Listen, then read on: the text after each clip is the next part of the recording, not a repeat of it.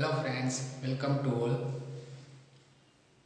Today we will discuss about light emitting diode and in short it is known as LED. Okay.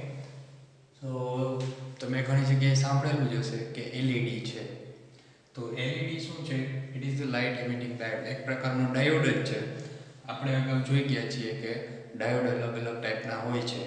પણ simple ડાયોડની વાત કરીએ, conventional ડાયોડની, તો એમાં શું હોય છે? એક પી ટાઈપનું મટીરિયલ અને એન ટાઈપનું મટીરિયલને જોઈન્ટ કરીને આપણે પીએન જંક્શન ડાયોડ બનાવેલો હોય છે. તો એ પીએન જંક્શન ડાયોડ જે છે એમાં થોડું ઘણું મટીરિયલ બીજા મોડિફિકેશન કન્સ્ટ્રક્શન કરીને આપણે અલગ અલગ ટાઈપના ડાયોડ બનાવતા હોઈએ છીએ. તો જેમ કે આપણે ટનલ ડાયોડ જોયો તો, વેરેક્ટર ડાયોડ જોયો તો એ રીતના આપણે અલગ અલગ એઝ પર અવર રિક્વાયરમેન્ટ, આપણે જેવી કેરેક્ટરિસ્ટિકની રિક્વાયરમેન્ટ હોય એ પ્રમાણે આપણે અલગ અલગ ડાયોડ બનાવી શકીએ છીએ. એક જનરલ ડાયોડ પણ આવે છે જે ઓનલી રિવર્સ બાયસમાં ઓપરેટ થાય છે. મોસ્ટ ઓફ ધ ડાયોડ જે છે એ બધા ફોરવર્ડ બાયસમાં ઓપરેટ થાય છે. ફોરવર્ડ બાયસ એટલે શું? તો એનોડ છે એને પોઝિટિવ રાખવાનો છે અને એનોડ કેથોડને નેગેટિવ આપણે ટર્મિનલ આપીએ તો શું બનશે? આપણને ફોરવર્ડ બાયસ મળશે. હવે આપણે એની પહેલાં તો ડેફિનેશન જોઈ લઈએ કે શું છે LED.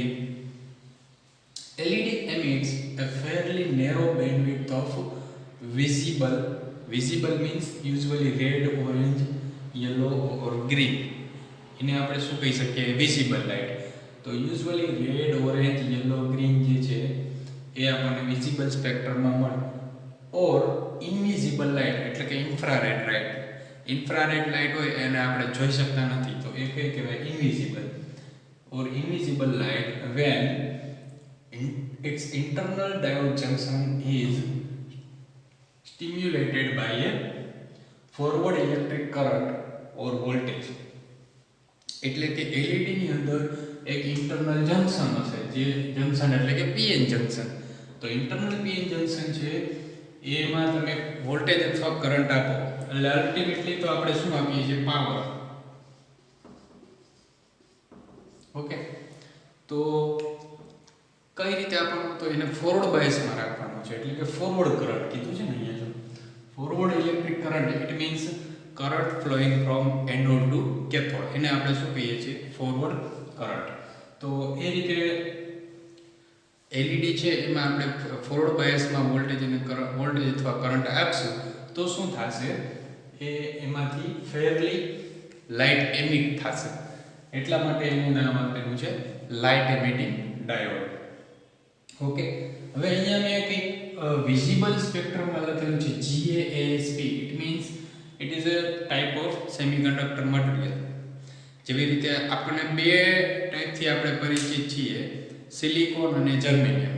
એ સ્ટાન્ડર્ડ સેમિકન્ડક્ટર મટીરિયલનો આપણે અવારનવાર યુઝ કરતા હોઈએ છીએ. પણ આ છે ગેલિયમ આર્સેનિક ફોસ્ફાઇડ.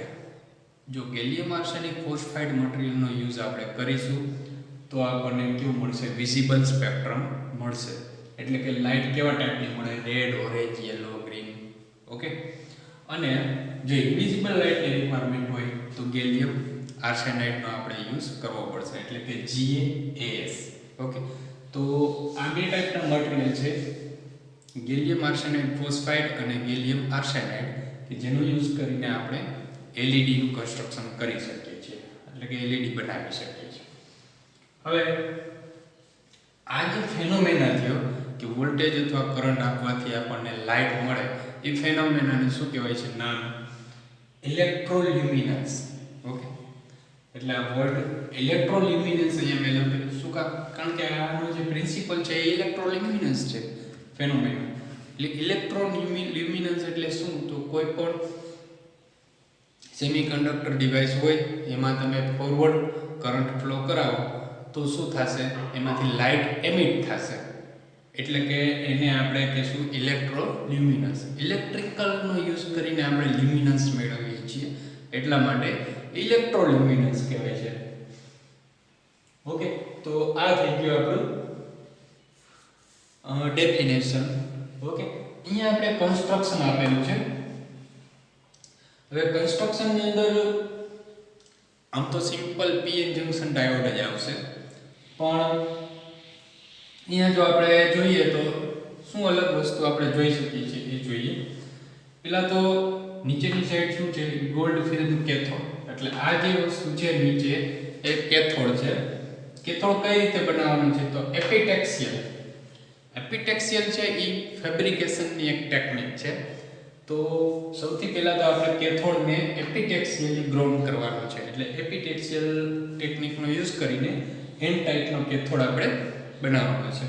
હવે અહીંયા એન ટાઈપ કેમ? કારણ કે કેથોડ છે એમાં શું હોય છે, ઇલેક્ટ્રોન, ફ્રી ઇલેક્ટ્રોન્સ હોય છે. તો એટલે કે એમાં મેજોરિટી શું હોવું જોઈએ, ઇલેક્ટ્રોન. એટલા માટે આપણે એન ટાઈપ મટીરીયલનો યુઝ કરીએ છીએ. એન એટલે કે નેગેટિવ. નેગેટિવ એટલે શું, તો ઇલેક્ટ્રોનનો ચાર્જ હોય છે નેગેટિવ હોય છે. એટલા માટે અહીંયા એન ટાઈપ લઈએ છીએ. આપણે જાણીએ છીએ કે એન ટાઈપ મટીરીયલ હોય એમાં મેજોરિટી કેરિયર શું હશે, ઇલેક્ટ્રોન, અને માઇનોરિટી કેરિયર તરીકે હોલ હશે. તો એનાથી એક્ઝેક્ટ રિવર્સ છે એ પી ટાઈપ મટીરીયલમાં હશે. ઓકે, પી ટાઈપ મટીરીયલમાં શું હશે તો કે મેજોરિટી કેરિયર તરીકે હોલ્સ હશે અને માઇનોરિટી કેરિયર તરીકે ઇલેક્ટ્રોન્સ હશે. હવે અહીંયા પ્લસ પ્લસ લખેલું છે તો એકચ્યુઅલી હોલ્સ છે એને આપણે પોઝિટિવ તરીકે કન્સિડર કરીએ છીએ. તો એટલા માટે અહીંયા આપણે પ્લસ લખેલો છે. હવે અહીંયા વચ્ચે એક લીટી તમે જોઈ શકો છો. એ લીટી શેની છે, એ પીએન જંકશન છે. ઓકે, આ જે વચ્ચે જે છે લીટી પીએન જંકશન છે. તો પહેલા નીચેની સાઈડ આપણે શું કરી દીધું છે, એપિટેક્સિયલી એન ટાઈપ કેથોડને આપણે બનાવી દીધું. ત્યાર પછી બીજું છે ડિફ્યુઝડ પી ટાઈપ એનોડ. તો ડિફ્યુઝડ શું છે એ પણ એક ફેબ્રિકેશન ટેકનિક છે. સેમિકન્ડક્ટર ડિવાઇસીસ બનાવવા માટે અલગ અલગ ફેબ્રિકેશન ટેકનિક્સનો યુઝ થતો હોય છે. એમાં એક છે diffused P type technique. Okay, તો ડિફ્યુઝડ પી ટાઈપ ડિફ્યુઝડ ટેકનિકનો યુઝ કરીને આપણે પી ટાઈપ એનોડ અહીંયા બનાવેલો છે. ઓકે, હવે અહીંયા જો મેટલ ફિલ્મ એનોડ, આ બાજુ ઉપરની સાઈડ એનોડ હશે, નીચેની સાઈડ શું છે, ગોલ્ડ ફિલ્મ કેથોડ. એટલે કે આ સાઈડ એનોડ છે, આ સાઈડ કેથોડ છે. ઓકે, અહીંયા જોઈ શકો છો મેટલ ફિલ્મ એનોડ છે અને આ કેવું છે, ગોલ્ડ ફિલ્મ છે કેથોડમાં. એટલે એ અલગ અલગ મટીરીયલ્સ યુઝ કરતા હોય છે. હવે અહીંયા જુઓ તમે, એનોડ અને કેથોડની વચ્ચે શું આપેલું છે, પોઝિટિવ વોલ્ટેજ. એટલે કે એનોડને પોઝિટિવ આપેલો છે, કેથોડને નેગેટિવ. એટલે એ શું બને, ફોરવર્ડ બાયસ બને. તો આ રીતે આપણે એલઈડીને ફોરવર્ડ બાયસ કરી શકીએ. જેવું આ ફોરવર્ડ બાયસ થશે એટલે શું થશે, તો ઇલેક્ટ્રોન્સ છે એ રિકોમ્બિનેશન થશે. ઇલેક્ટ્રોન્સ અને હોલનું રિકોમ્બિનેશન પ્રોસેસ સ્ટાર્ટ થશે. એટલે ઇલેક્ટ્રોન્સ છે એ ટ્રાવેલ કરીને જંકશનની પેલી બાજુ એટલે કે ઇનોડ સાઈડ જવાની ટ્રાય કરશે અને સેમ ટાઈમે હોલ્સ છે એ જંકશન ક્રોસ કરીને કેથોડ સાઈડ આવવાની ટ્રાય કરશે. તો એ જે આખી પ્રોસેસ છે એને શું કહેવાય છે, રિકોમ્બિનેશન. હવે free electrons are in the conduction band. Free electrons જે છે એ ક્યાં હશે, કન્ડક્શન બેન્ડની અંદર હશે. And holes are in the valence band. Holes છે એ વેલેન્સ બેન્ડમાં હશે. તો સિમ્પલ વસ્તુ છે, કન્ડક્શન બેન્ડની અંદર હશે એમાં એનર્જી કેવી હશે, વધારે હશે. એટલે ઇલેક્ટ્રોન જે છે એની એનર્જી વધારે હશે હોલ કરતા. ઓકે, તો શું થશે, રિકોમ્બિનેશન પ્રોસેસ સ્ટાર્ટ થશે એટલે શું થશે, એ થોડીક એનર્જી જે છે એની વપરાશ. ઇલેક્ટ્રોનમાં ઘણી બધી એનર્જી છે તો એનો અમુક પોર્શન જે છે એનર્જીનો એ શું થશે, વપરાશે. હવે એ કઈ રીતના કયા ફોર્મમાં આપણને મળશે, તો અહીંયા આપણે બતાવ્યું છે એમિટિંગ લાઇટ. ઓકે, તો generally simple PN junction diode હોય એમાં શું થાય છે, એમાં પણ એનર્જી થોડીક વપરાતી હોય છે, પણ એ energy in the form of heat, તાપમાનના ફોર્મમાં આપણને આઉટપુટમાં મળે છે. એકચ્યુઅલી આપણે રિક્વાયરમેન્ટ નથી પણ તો એ બાય પ્રોડક્ટ છે, એટલે એમાં હીટ પ્રોડ્યુસ થાય છે. પણ જો આપણે મટીરીયલમાં ગેલિયમ આર્સેનાઇડ ફોસ્ફાઇડ અથવા તો ગેલિયમ ફોસ્ફાઇડનો યુઝ કરેલો હશે તો એ જે એનર્જી આપણને આઉટપુટમાં મળે છે એ હીટ પ્લસ લાઇટ. ઓકે, શું મળશે, હીટ પ્લસ લાઇટના ફોર્મમાં મળશે. તો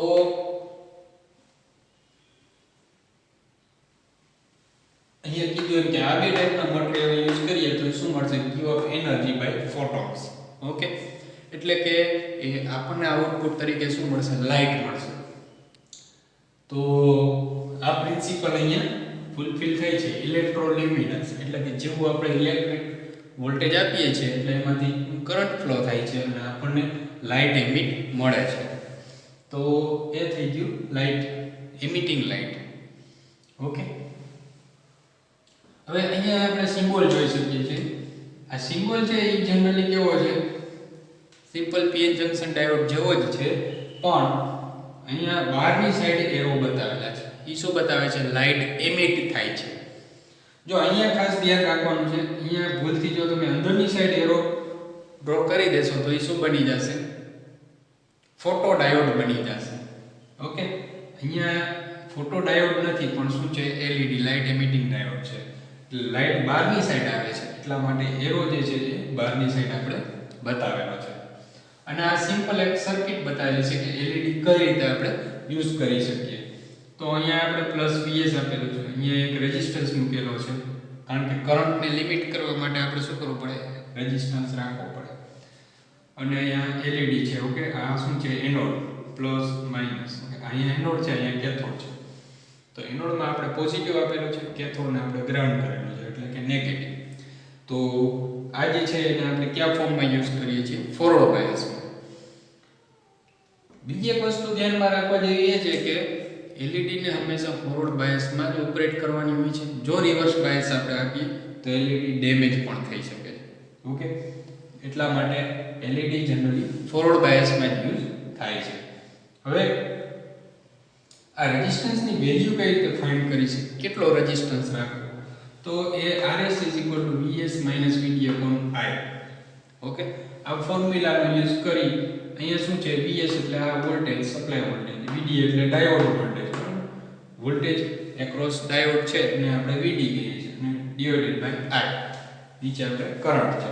તો આ રીતે આપણે Rs ની વેલ્યુ ફાઇન્ડ કરી શકીએ છીએ. બીજી વસ્તુ અહીંયા જોઈએ, આઉટપુટ કેરેક્ટરિસ્ટિક્સ. હવે આઉટપુટ કેરેક્ટરિસ્ટિક્સમાં શું છે? તો y એક્સિસ ઉપર આપણે રેડિયન્ટ પાવર લીધો છે અને x એક્સિસ ઉપર ફોરવર્ડ કરંટ. રેડિયન્ટ પાવર છે એ ઇન ધ ફોર્મ ઓફ માઇક્રોવોટમાં હશે. બહુ નાનો યુનિટ એનો હશે, માઇક્રોવોટ. અને ફોરવર્ડ કરંટ છે એનો યુનિટ હશે મિલી એમ્પિયરમાં. ઓકે, હવે અહીંયા જોઈ શકાય છે કે આનું જે છે અહીંયા ઓરિજિન છે. તો આપણે જોઈ શકીએ છીએ કે જેમ ફોરવર્ડ કરંટ વધતો જાય છે એમ રેડિયન્ટ આ જે પાવર પણ વધતો જાય છે. ઓકે, તો એ જે છે એ બે બીજાના પ્રોપોર્શનલમાં છે એવું કહી શકીએ આપણે. એક વસ્તુ વધતી હોય એક વસ્તુ ઘટતી હોય એવું નથી. એટલે આનું પ્રોપોર્શન છે એ પણ કેવું છે? લિનિયર છે કે કરંટ વધતો જશે એમ આપણને આઉટપુટ પાવર પણ વધારે મળતો જશે. એમ પાવરની ફોર્મ્યુલા આપણને ખબર છે, I2R છે. ઓકે, અથવા તો V2/R. આ પાવરની ફોર્મ્યુલા છે. તો આના પરથી આપણે જોઈ શકીએ છીએ કે કરંટ વધતો જશે તો ટોટલ પાવર છે એ પણ વધતો જશે. અને અહીંયા વોલ્ટેજની વાત કરીએ તો વોલ્ટેજ વધતો જાય તો પણ પાવર જે છે એ વધતો જ જશે. એટલે આ એની ટાઇપિકલ આઉટપુટ કેરેક્ટરિસ્ટિક્સ છે એલઈડી ની. હવે ઇનપુટ કેરેક્ટરિસ્ટિક્સ ની વાત કરીએ તો એ સિમ્પલી કેના જેવી હશે? સિમ્પલ પીએન જંકશન ડાયોડ ની જે કેરેક્ટરિસ્ટિક છે ઇનપુટ કેરેક્ટરિસ્ટિક્સ એવી જ આની ઇનપુટ કેરેક્ટરિસ્ટિક્સ હશે. એટલે આપણે એ મેં અહીંયા ડ્રો નથી કરેલી પણ તમે જોઈ શકો same to same PN junction diode ની જે કેરેક્ટરિસ્ટિક્સ છે એવી જ ઇનપુટ કેરેક્ટરિસ્ટિક્સ એલઈડી ની હશે. એટલે આમ કરીને આમ આવતું હતું. અહીંયા 0.7 વોલ્ટ ને એ આપણે ડ્રો કરેલી હતી. ઓકે, તો એ વસ્તુ તમને આમાંથી મળી જાય. હવે એની એપ્લિકેશન્સની વાત કરીએ તો જનરલી ડિસ્પ્લેમાં યુઝ કરતા હોય છે. અને બીજી વસ્તુ એ કે આનો જે ટાઈમ પીરિયડ છે બહુ કેવો હોય છે? ઓછો હોય છે. ઓકે, એટલે કે આનો સ્પીડ વધારે હોય.